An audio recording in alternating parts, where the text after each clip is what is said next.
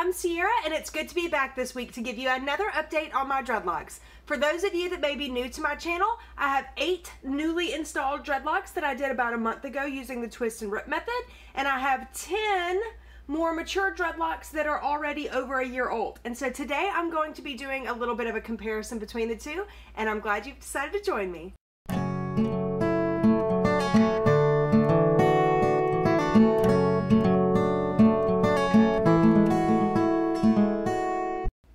Alrighty, so let's dive right in. The biggest difference that I can tell you between my 1-month-old and my 1-year-old dreadlocks is definitely the thickness of the dreadlocks. As you can see here, my newer dreadlocks are much thinner, they're much frizzier with loose hair.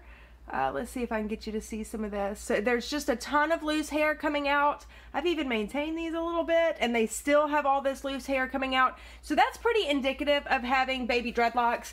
The thing that I do for them the most is palm roll them when I get out of the shower, and that kind of helps to at least tidy them up until they get wet again or until they get rubbed up against something and the friction picks back up. But, so here you can see I've got several examples of new 1-month-old dreadlocks here.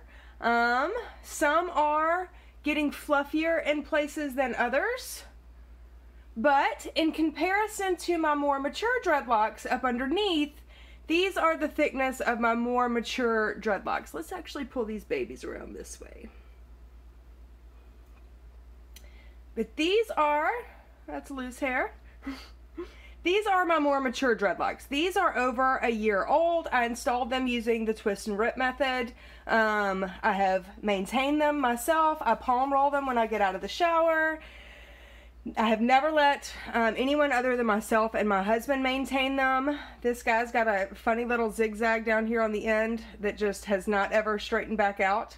But anyway, so that is the biggest difference between new dreadlocks and more mature dreadlocks size-wise. So let's see if I can get a little bit closer to get some detail for you.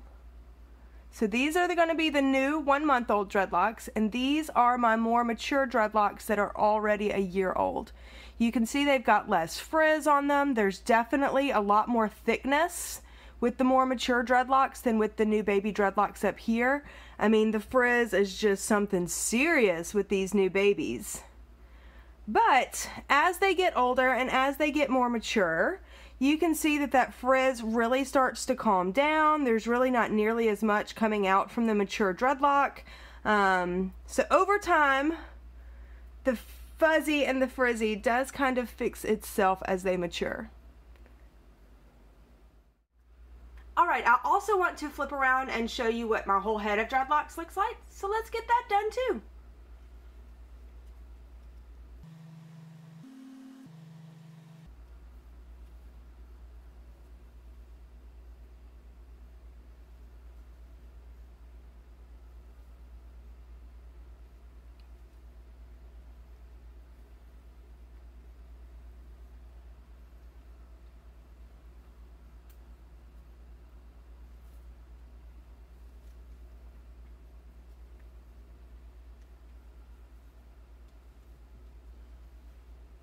Alrighty, so hopefully that gives you a pretty good look as to what my dreadlocks look like without the loose hair in the way at all. Hopefully you can tell a little bit of a difference between the dreadlocks that are newer and fairly young and the dreadlocks that are older and much more mature.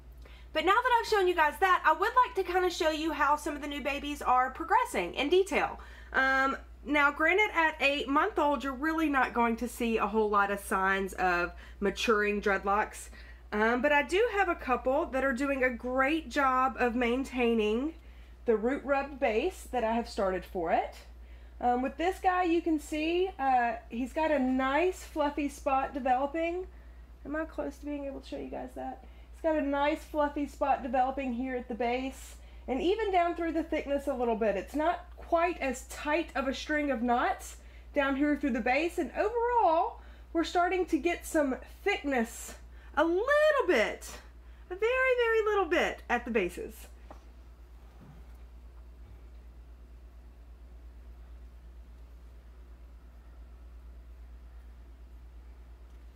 This is another one here that's starting to really hold some knots at the bases. Hopefully you guys can see a little bit of that in the details.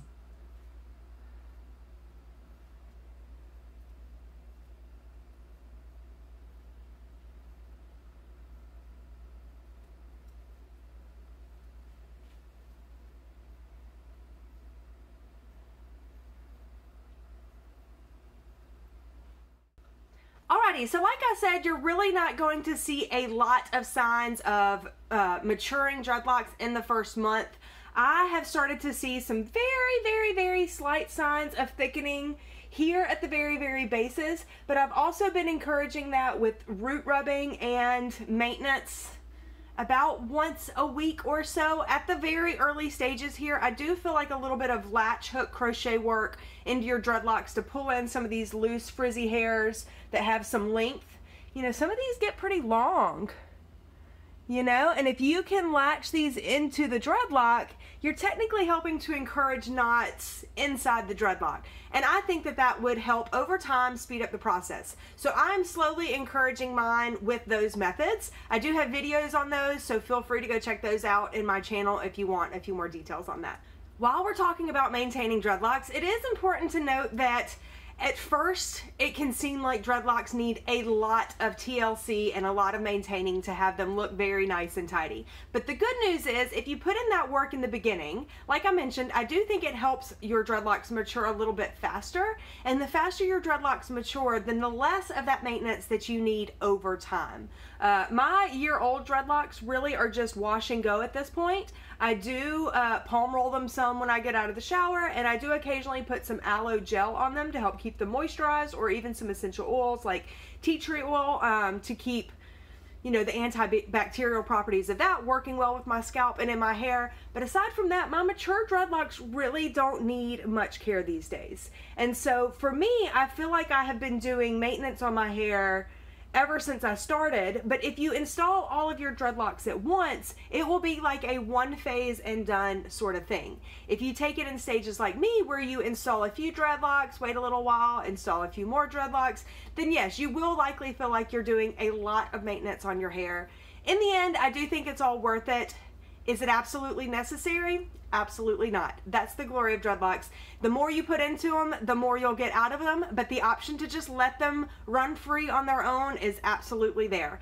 Alrighty guys, I appreciate you stopping by for my dreadlock update. If this is something that you'd like to stay in tune with and see how my dreadlocks develop, then I encourage you to subscribe to my channel. I do try to do dreadlock updates about every 2 weeks or so. In the filler weeks, I do try to offer you guys sunsets or adventure trips that we have taken. Anything that revolves around keeping life simple and feeling rich in the process. I hope you've enjoyed this update. I hope you like this channel. Feel free to give this video a big thumbs up down below, and I'll be seeing you next time. Until then guys, take care, be well, and keep it simple.